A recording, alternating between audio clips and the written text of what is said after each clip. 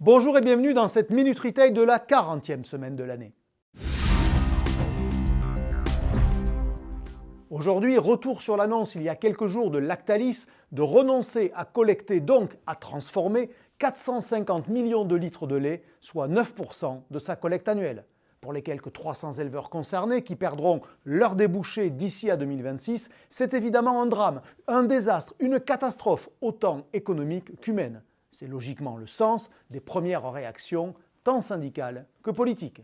Mais une fois passée l'émotion légitime, se trouvera-t-il quelques responsables, là encore syndicaux ou politiques, pour analyser et comprendre ?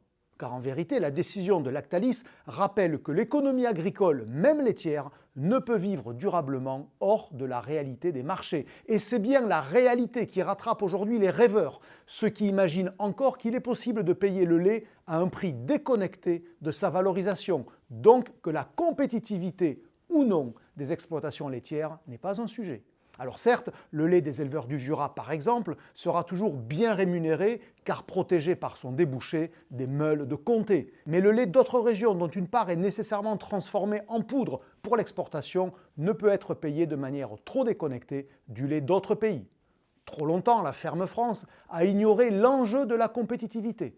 Aujourd'hui, certains éleveurs affichent un coût de revient proche de 350 € la tonne, lorsque d'autres n'équilibrent toujours pas leur compte à 450 €. Trop longtemps, les politiques publiques ont considéré que l'aval de la filière industrie, voire distribution, pouvait maintenir l'amont sous perfusion. La décision de Lactalis rappelle que, sauf à administrer un marché et à l'assumer, le marché gagne toujours la partie car il n'a pas d'état d'âme. En ce sens, Lactalis sera finalement peut-être un révélateur salutaire. Alors d'accord ou pas d'accord, dites-le moi en commentaire et tant pis si ça me pique.